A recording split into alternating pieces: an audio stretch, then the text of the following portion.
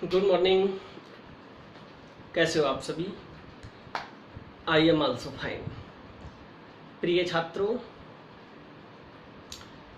Yes sir, Kautilya academy की online classes में आपका स्वागत है। आप लोग बहुत अच्छे हो। आप लोग अपना ख्याल रखें, अपने परिवार का ख्याल रखें, ऐसी मेरी मंगलमयी कामनाएं हैं। डियर, आज हम स्टार्ट करने वाले हैं ऑनलाइन क्लासेस में लेसन नंबर 6, एनसीईआरटी का लेसन नंबर 6 12th क्लास का तत्वों के निष्कर्षण के सिद्धांत, एक्सट्रैक्शंस ऑफ एलिमेंट्स, तत्वों के निष्कर्षण के सिद्धांत। बहुत अच्छा चैप्टर है छात्रों। सभी धातुएं कहाँ मिलती हैं? आपको पता होगा, भूपर्पट्टी पर, अर्थ क्रस्ट जो भूमि की सतह होती है। मैक्सिमम धातुएं संयुक्त अवस्था में मिलती हैं। संयुक्त अवस्था में मिलती है। संयुक्त अवस्था का मतलब है कि वो प्योर नहीं होती, उनमें मैट्रिक्स अपद्रव्य, जिसे गैंग भी कहते हैं, मैट्रिक्स अपद्रव्य गैंग भी कहते हैं, मिले होते हैं। इन अशुद्धियों को, अयस्क से मैट्रिक्स को, गैंग को पृथक करने की प्रक्रिया को धातु कर्म कहते हैं, मेटलर्जी कहते हैं। तो दोस्तों, आज हमारा जो टॉपिक है वो मेटलर्जी पर है। मेटलर्जी क्या है आपसे पूछा जाएगा। मेटलर्जी मीन्स धातु कर्म। किसी अयस्क से शुद्ध धातु प्राप्त करना, अशुद्धियों को पृथक करके शुद्ध धातु प्राप्त करना धातु कर्म कहलाता है, मेटलर्जी कहलाता है। भूपर्पट्टी पर सर्वाधिक मात्रा में एल्यूमिनियम धातु पाई जाती है। एल्यूमिनियम धातु पाई जाती है जिसकी परसेंटेज 8.3% होती है भार से। दूसरे स्थान पर आयरन पाई जाती है। आयरन का प्रतिशत होता है 5.1% W/W। और तीसरे स्थान पर पाई जाती है कैल्शियम, जो 3.6% होता है भार से। तो आप याद रखेंगे, अयस्क से शुद्ध धातु प्राप्त करना मेटलर्जी कहलाता है, धातु कर्म कहलाता है। ओके, धातु कर्म के 5 पद हैं। अयस्क से लेकर के शुद्ध धातु प्राप्त करने तक कुल 5 पद हैं। कौन से 5 पद हैं? सबसे पहला पद है बेटा, नंबर 1 पद है अयस्क का सांद्रण।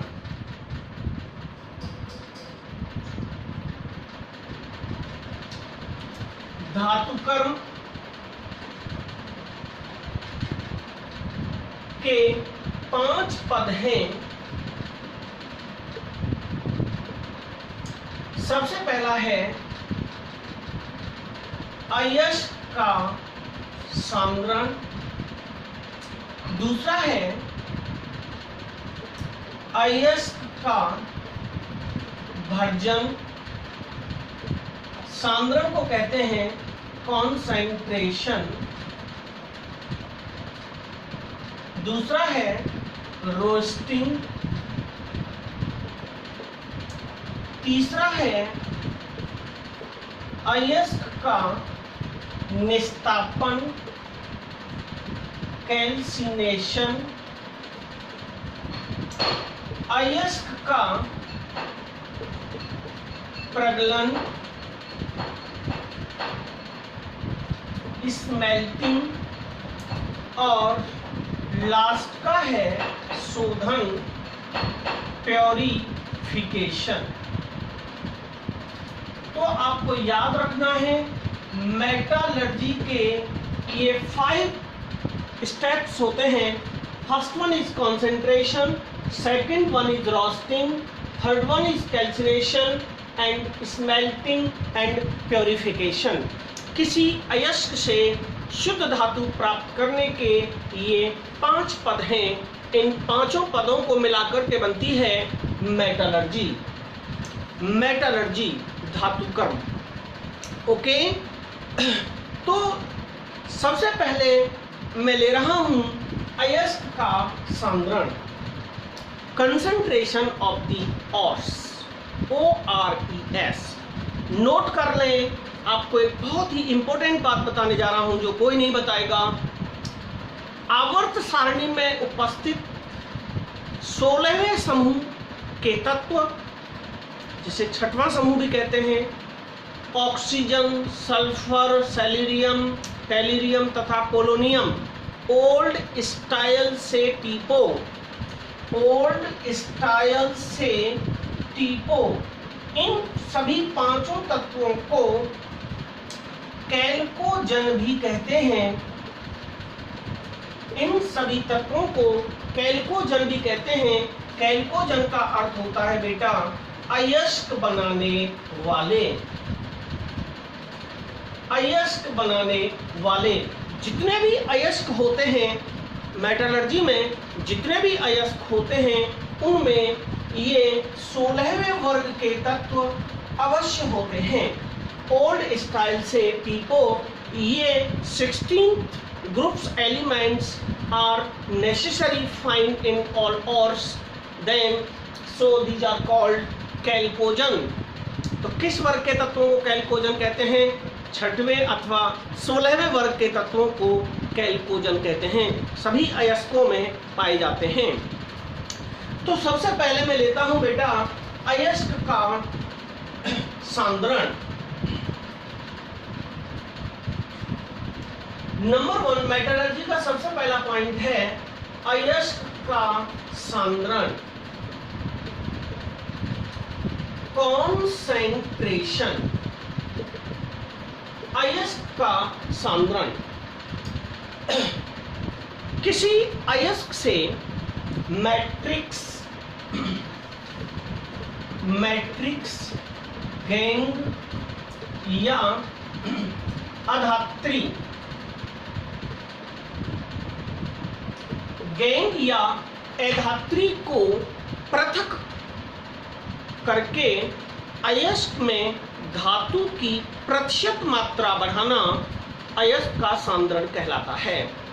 फिर सुन लें, किसी अयस्क से मैट्रिक्स को पृथक करके अयस्क में शुद्ध धातु की प्रतिशत मात्रा बढ़ाना अयस्क का सांद्रण कहलाता है। ओके, अयस्क का सांद्रण प्रमुख 3 विधियों द्वारा किया जाता है। अयस्क के सांद्रण की प्रमुख 3 विधियां हैं। नंबर पहली विधि है गुरुत्वीय पृथक्करण विधि, दूसरी है चुंबकीय पृथक्करण विधि और तीसरी है फेन प्लवन विधि। Flotation method, the first one is gravitational separation process, second one is magnetic separation process and third one is flotation method। अयस्क के सांद्रण की ये प्रमुख 3 विधियां हैं। Okay, then we are taking गुरुत्वीय पृथक्करण विधि। इस विधि में क्या करते हैं? गुरुत्वीय पृथक्करण विधि में जब अयस्क में मैट्रिक्स के रूप में कंकड़, पत्थर, मिट्टी की मात्रा जब अधिक होती है, कंकड़, पत्थर, मिट्टी को ही मैट्रिक्स बोलते हैं, कंकड़, पत्थर, मिट्टी की मात्रा अधिक होती है, तब भारी धातुओं जो हैवी मेटल्स होती हैं, भारी धातुओं के अयस्क का सांद्रण गुरुत्वीय पृथक्करण विधि द्वारा किया जाता है। किस विधि से करते हैं बेटा? गुरुत्वीय पृथक्करण विधि द्वारा किया जाता है। इस विधि में अयस्क को ढालू जमीन पर रखकर, स्लोप वाली ढालू जमीन पर रखकर जल के तेज प्रवाह द्वारा प्रेशर ऑफ द वाटर, जैसे बाइक और स्कूटर को धोते हैं ना पानी प्रेशर के द्वारा, उसी तरीके से अयस्क को बारीक पीसकर ढालू जमीन पर रखकर जल के तेज प्रवाह द्वारा धो देते हैं, जिससे मैट्रिक्स गैंग कंकड़ पत्थर मिट्टी बाहर निकल जाते हैं। हैवी मेटल भारी धातु ढालू जमीन पर शेष रह जाती है। इस प्रकार कंकड़ पत्थर मिट्टी को जल के द्वारा पृथक करना ढालू जमीन पर रखकर गुरुत्वीय पृथक्करण विधि कहलाती है।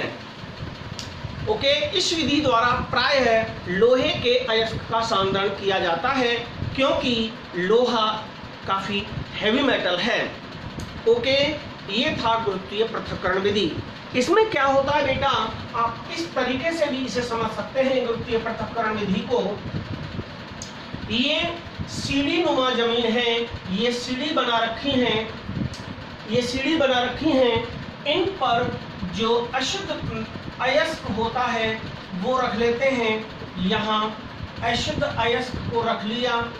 अब इस पर क्या करते हैं, यहाँ ढालू जमीन पर ये सीढ़ी नुमा जमीन है, इस पर अयस्क को रख करके अब क्या करते हैं बेटा, ऊपर से यहाँ H2O प्रवाहित करते हैं प्रेशर के द्वारा, पानी इस पर प्रवाहित करते हैं।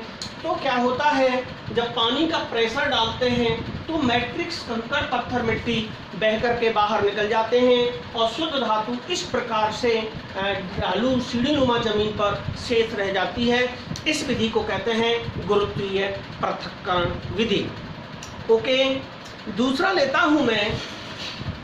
दूसरी विधि है बेटा हमारी चुंबकीय पृथक्करण विधि। अयस्क के सांद्रण की दूसरी विधि है चुंबकीय पृथक्करण विधि।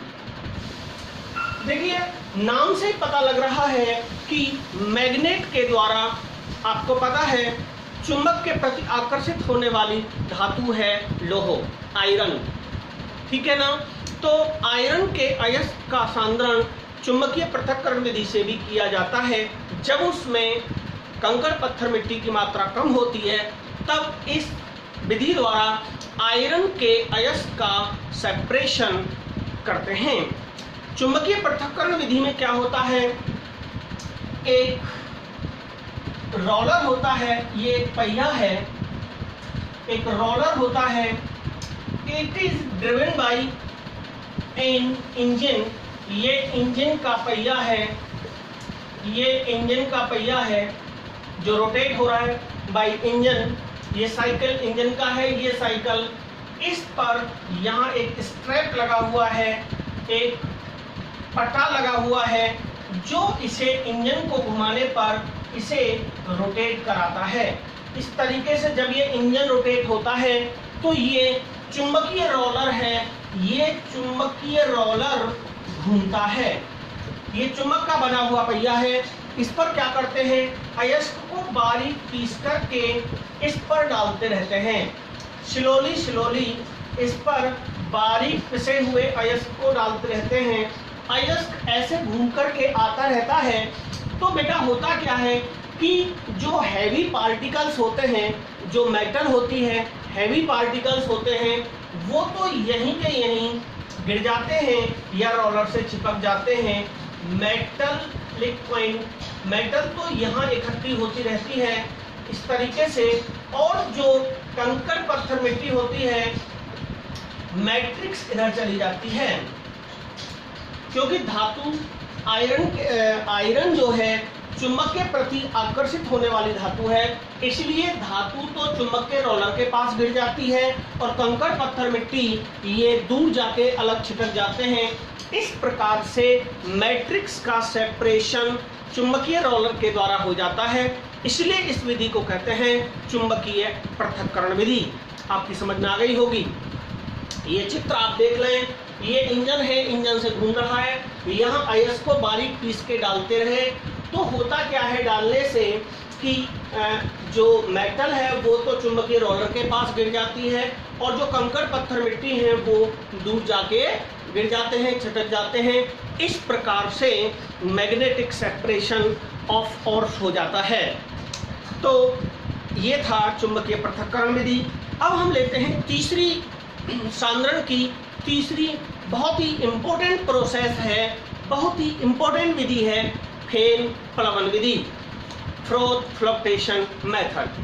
तो देखिए इस विधि में क्या होता है, फेन प्लवन विधि द्वारा हल्की धातुओं के अयस्कों का सांद्रण किया जाता है, जैसे कॉपर का, चांदी का, जिंक का। जो हल्की मेटल होती हैं, लाइट मेटल्स आर सेपरेटेड और concentrated by the froth flotation method. फेन प्लवन विधि द्वारा हल्की धातुओं का सांद्रण किया जाता है, नंबर ए। नंबर 2, सल्फाइड अयस्कों का सांद्रण भी फेन प्लवन विधि द्वारा किया जाता है। फेन प्लवन विधि द्वारा किया जाता है सल्फाइड अयस्कों का सांद्रण और हल्की धातुओं का सांद्रण। जनरली होता क्या है बेटा, ये एक जल से भरा हुआ टैंक होता है, जल से भरा हुआ टैंक है ये। इसमें सल्फाइड अयस्क को बारीक पीस कर डाल देते हैं। H2O है, इसमें अयस्क डाल दिया, इसमें पोटेशियम जेंथेट व चीड़ का तेल, इतनी सारी चीजें मिला देते हैं। यहां से इसमें ये एल आकार के पाइप के द्वारा वायु का प्रेशर भेजते हैं। यहां से ये इस तरीके से बंद होता है, यहाँ बारीक छिद्र होते हैं, ये इसमें बारीक छिद्र हो रहे हैं। अब होता क्या है, जब यहाँ से वायु आती है प्रेशर से, चीड़ का तेल जो इसमें पड़ा हुआ है ये उसके झाग बन जाते हैं, चीड़ के तेल के झाग बन जाते हैं। तो होता क्या है बेटा, उन झागों के साथ जैसे हवा आती है तो इस पानी में डिस्पर्सन हो जाता है, ये वाइब्रेशन करने लगता है, हिलने लगता है। हिलने से क्या हो जाता है, चीड़ के तेल के झाग बन जाते हैं। पोटेशियम जेंथेट सहायक होता है झाग बनाने में, तो इसमें झाग बन जाते हैं।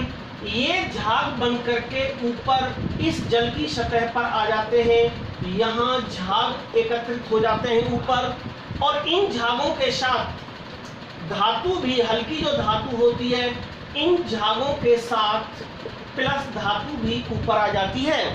और जो गैंग होता है, कंकड़ पत्थर मिट्टी, जो मैट्रिक्स होती है, वो गैंग इस टैंक की तली में बैठ जाता है, मैट्रिक्स यहाँ बैठ जाता है, धातु ऊपर आ जाती है, जिसे निथार कर ऊपर से धातु को ऐसे निथार लेते हैं जैसे पूड़ियों को निकालते हैं कढ़ाई में से, उस धातु को निथार कर अलग कर लेते हैं, मैट्रिक्स नीचे जम जाता है।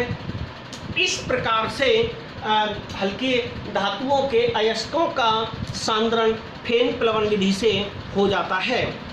अब इसमें 2-3 क्वेश्चन और यहाँ बनते हैं। क्या बनते हैं इस विधि में कि झाग कारक क्या है, आपसे पूछेगा फेन प्लवन विधि में झाग कारक क्या होता है। तो आपको याद रखने हैं, वे पदार्थ वायु के बुलबुलों के साथ स्थायी झाग बनाते हैं, उन्हें कहते हैं झाग कारक। मुख्य रूप से वसा अम्ल, तो यहाँ कौन सा यूज किया था मैंने, चीड़ का तेल या वसा अम्ल झाग कारक का काम करते हैं। उसके बाद आता है प्लवन कारक, आपसे पूछेगा प्लवन कारक क्या होता है। प्लवन कारक होता है जो से वे पदार्थ सल्फाइड कणों को जल प्रतिकर्षी बनाते हैं, जिससे ये कण जल पर तैर सकें। प्लवन कारक के रूप में पोटेशियम एथिल जेंथेट या सोडियम एथिल जेंथेट, ये प्लवन कारक का काम करता है। इसका जनरल फॉर्मूला होता है RC डबल बॉन्ड नीचे SNA। ये इसका फॉर्मूला होता है, ये प्लवन कारक के रूप में प्रयुक्त होता है। इनको संग्राही भी कहते हैं। ये क्या करते हैं, उनको संग्रह करके सोडियम आदि को एकत्रित करके और जल प्रतिकर्षी बना देते हैं। इसके बाद में आता है बेटा फेन प्लवन विधि में और क्या मिलाया जाता है, फेन स्थायी कारक। फेन स्थायी कारक यानी कि फेन जो बना है, जो झाग बना है, उसको बहुत देर तक स्थायी रखे। ये झाग या फेन को स्थायित्व प्रदान करते हैं। ये पदार्थ होते हैं बेटा क्रीसॉल और एनिलीन। ये एरोमेटिक पदार्थ होते हैं, एनिलीन और क्रीसॉल। इसके बाद में होता है सक्रिय कारक। सक्रिय कारक पदार्थ आपसे पूछे, फेन प्लवन विधि में सक्रिय कारक पदार्थ कौन से होते हैं? ये होते हैं कॉपर सल्फेट द्वारा प्लवन क्षमता में वृद्धि करते हैं। प्लवन क्षमता में वृद्धि करने वाले पदार्थ को कहते हैं सक्रिय कारक। अयस्क का डिप्रेशर, ये झाग या फेन को कम करने के लिए प्रयुक्त किए जाते हैं। अब नमक बोलते हैं इनको, अब नमक भी पूछ लिया जाता है, या डिप्रेशर। इनका क्या काम करता है? जब वो पूरी प्रक्रिया हो जाती है, ये झाग या फेन को कम करने के लिए प्रयुक्त किए जाते हैं, जैसे सोडियम साइनाइड NaCN या Na2CO3, ये अब नमक का काम करता है। तो दोस्तों ये जो फेन प्लवन विधि है, इसमें बहुत सारे क्वेश्चन बनते हैं। कंपटीशंस के लिए भी बहुत सारे क्वेश्चंस बनते हैं। स्थायी कारक क्या है, फेन स्थायी कारक क्या है, सक्रिय कारक क्या है, अवनमक क्या है। तो ये सारी चीजें आपको छोटी छोटी चीजें ध्यान रखनी है। तो आपसे पूछा जाएगा सल्फाइड अयस्क का सांद्रण किस विधि द्वारा किया जाता है? तो आप कहेंगे फेन प्लवन विधि द्वारा किया जाता है। हल्की धातुओं के अयस्क का सांद्रण किस विधि द्वारा किया जाता है? तो आप कहेंगे फेन प्लवन विधि द्वारा किया जाता है। तो आज मैंने ये मेटलर्जी का सबसे पहला स्टेप आपको कराया, अयस्क का सांद्रण। कल मेरा स्टेप होगा नंबर 2 और 3, अयस्क का भर्जन और अयस्क का निस्तापन। तो दोस्तों आज के लिए बेस्ट ऑफ लक। आप कंसंट्रेशन ऑफ कोर्स को ठीक से कर लें। बहुत ही मतलब इंडस्ट्रियल केमिस्ट्री में मेटलर्जी चैप्टर का बहुत बड़ा महत्व है, इसलिए दोस्तों आप लगे रहिए, मेहनत करिए। बेस्ट ऑफ लक, मेरी शुभकामनाएं आपके साथ हैं। जय हिंद, जय भारत, नमस्कार।